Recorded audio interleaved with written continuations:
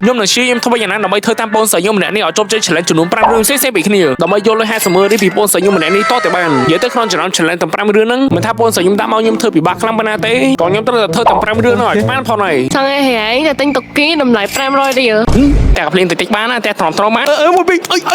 លក្ខខណ្ឌមិនសិនជាខ្ញុំបរាជ័យឬក៏ធ្វើឲ្យបានរឿងណាមួយដែលបងស្រីខ្ញុំដាក់មកហ្នឹងគឺខ្ញុំនឹងអស់លុយ50ម៉ឺនរៀលទៅបងស្រីរបស់ខ្ញុំវិញឥឡូវរឿងទី1ចង់ហៀធ្វើគេគឺទី1ហ្នឹងតែចេញជា3ផ្នែកហើយទី1ហ្នឹងខ្ញុំចង់ឲ្យហៀងចូលខ្ញុំទៅញ៉ាំអីទី2ហ្នឹងចង់ឲ្យហៀងចូលខ្ញុំដើរលេងហើយទី3បើហៀងធ្វើទី1ទី2បានចាំខ្ញុំប្រាប់តាមក្រោយអូខេចឹងក៏បានមកតោះយើងដើរចង់ខាប់ពេលច្រើនទេខ្ញុំក៏បានទៅការនៅវត្តទាំងពីរផ្នែកនោះមុនគេយកតែម្ដងនិយាយទៅរឿងជូនបងខ្ញុំទៅញ៉ាំអីហើយនឹងដើរលេងមិនជាបញ្ហាប្រហែលតែអ្នកគ្នាមកស្ទូក្រុមមកក៏បានទៅដល់កន្លែងគេលក់អីញ៉ាំហើយមើលបងខ្ញុំវាសប្បាយខ្លាំងមែនទែនហើយអ្នកគ្នាយកច្រើនមិនអស់លុយលេងហើយកន្លែងឆ្ងាញ់ចឹងហើយនិយាយទៅខ្ញុំនេះគឺជាអ្នកចេញលុយបងខ្ញុំអ្នកគ្នាបន្ទាប់ពីបានជូនបងខ្ញុំទៅញ៉ាំអីហើយពេលនោះក៏បានជូនបងខ្ញុំដើរលេងមើលទេសភាពនឹងថតរូបវិញម្ដងហើយក៏បានជប់ជ័យផ្នែកទី1និងផ្នែកទី2ផងហើយផ្នែកទី3និយាយគេលឿនមកខ្ញុំចង់ឲ្យហែងស្រែកនៅមុខមាត់ទន្លេហើយស្រែកថាខ្ញុំជាមនុស្សសាវ៉ាជុំលេងចឹងមកហើយក៏បានកាត់ដើរទៅមាត់ទន្លេស្រែកទៅហ្មងទៅនិយាយទៅគឺថាពេលខ្ញុំរៀងភ័យផងដែរអ្នកគ្នាខ្ញុំគឺជាមនុស្សសាវ៉ាជប់ជ័យដែរ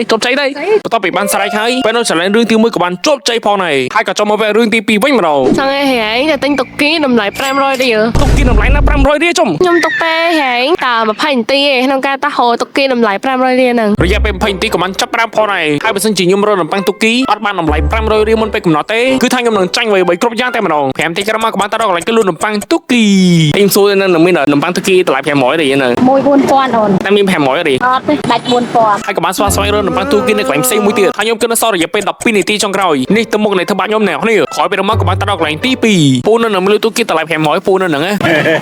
ងចុះបើសិនជាគេ challenge ខ្ញុំមិនទិញ500ពូលក់អត់500នឹងហើយកន្លែងទី2ក៏បានប្រាជ័យទៀតពេលនោះក៏បានទៅដល់កន្លែងទី3របស់យើងប៉ុន្តែពេលវេលាគឺនៅសល់តែ6នាទីចុងក្រោយប៉ុណ្ណោះហើយបើសិនជាគេអត់លក់ទៀតគឺថាពេលវេលាដឹងតែអត់តូនហើយអ្នកគ្នាបងស្រីខ្ញុំ challenge ខ្ញុំមកដល់500បងនិយាយចឹងមកលក់500បានហើយបងលក់បានហ៎និយាយលេងយីមែនបងនិយាយមែនហ៎ជប់ជ័យ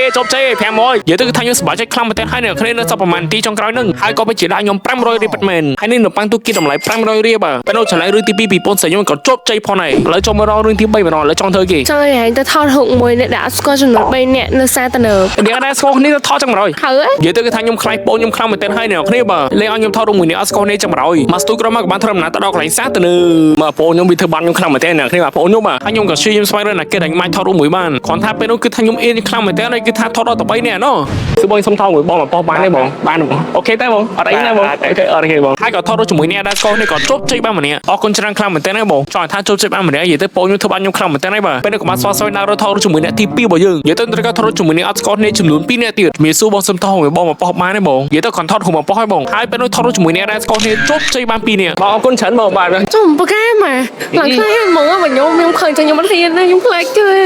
េហើយពេលនោះក៏បានជួបអ្នកថតរូបចុងក្រោយរបស់យើងអត់អីណាអូនបាទអូខេពេលនោះក៏បានថតរូបជប់ជ័យជាមួយអ្នកចុងក្រោយផងដែរបាទចង់និយាយចឹងណាហើយតែចូលចុច challenge រឿងទី3របស់បងស្រីខ្ញុំផងដែរហើយក៏ចូលទៅលេខ challenge រឿងទី4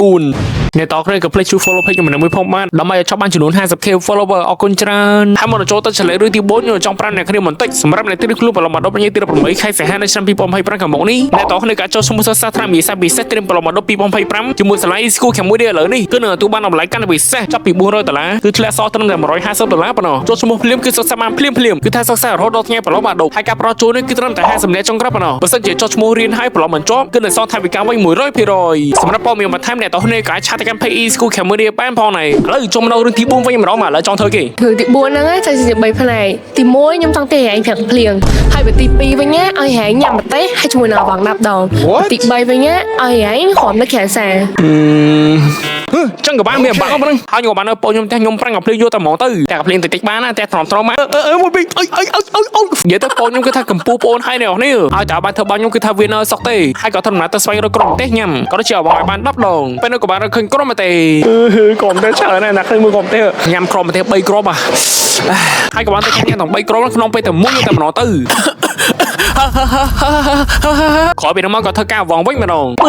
3 5 6 9 10ខពីនោះមកក៏ចេញទៅក្រៅសាទនើបរួចធ្វើការរត់ដើម្បីបញ្ចប់ challenge រឿងទី4ចាក់បងចាក់ចាញ់គ្រូល្បីទាំងអស់ចាក់ បន្ទាប់ពីបានមកចប់ឆ្លើយរឿងទី4ហើយហើយក៏ចូលមកឆ្លើយរឿងចុងក្រោយដែលជារឿងកាត់សេចក្តី នឹងចង់ក្រោយហ្នឹងខ្ញុំចង់ឲ្យហែងទៅទិញរបស់ញ៉ាំដែលមានពណ៌ស្វាយឲ្យបាន10មុខហើយជាមួយនឹងរបស់ផើឲ្យបាន10មុខហើយហែងមានរយៈពេល60នាទីទេពេលដែលហើយហែងត្រូវទៅយកឲ្យខ្ញុំឲ្យបានដល់ដៃ រយៈពេល60នាទីនៃ challenge ចុងក្រោយក៏បានចាប់ផ្ដើមផងដែរពេលនោះគឺថាបងខ្ញុំបានទៅផ្ទះមុនខ្ញុំបាត់ហើយនៅនេះហើយខ្ញុំបានដឹងថាខ្ញុំធ្វើវាបានឬក៏អត់ទេ challenge ចុងក្រោយហ្នឹងព្រោះពេលវេលាខ្ញុំមានតែ60នាទីប៉ុណ្ណោះមកស្ទូក្រុមមកក៏បានរកកន្លែងគឺលុយសម្ភារៈប្រើប្រាស់ហើយខ្ញុំទៅកាត់ទិញវត្ថុប្រើប្រាស់ពណ៌ស្វាយមុនគេតែហ្មងទៅហើយយ៉ាជាសសពណ៌ស្វាយបានមួយអីក្រោយពីនោះមកក៏ដើរមើលវត្ថុពណ៌ស្វាយជាបន្តទៀតហើយខ្ញុំគិតថាសល់រយៈពេល50នាទីទៀតមកស្ទូក្រុមមកក៏បានឃើញក្រាជូតពណ៌ស្វាយអានេះក្នុងគេពណ៌ស្វាយទី3ក៏ដូចជាគេតែកាត់ចតដៃពណ៌ស្វាយទី4មកស្ទូក្រុមមកក៏បានឃើញកម្រាស់ជើងពណ៌ស្វាយទី5មួយទៀតនិយាយមែនតែគ្នាបងខ្ញុំមានតែ challenge មកចង់តែខ្ញុំចាញ់ទេអ្នកនេះហើយពេលវេលាវិញក៏ចាប់ផ្ដើមថយទៅផងដែរក្រោយពីនោះមកក៏ឃើញតតាពណ៌ស្វាយទី6ខ្សែចុងពណ៌ស្វាយទី7នោះនៅរបស់ពណ៌ស្វាយទី1របស់យើងទី1របស់យើងហើយក៏កាន់ដាក់ចុះក្នុងកត្រកទៅបាន8ម៉ោងហើយក៏នៅសល់42នាទីទៀតមកស្ទូក្រុមមកទៀតក៏បានឃើញផ្ទាំងពណ៌ស្វាយទី9ហើយចុងក្រោយគឺផ្កាពណ៌ស្វាយទី10របស់យើងមកចង់និយាយចឹងណា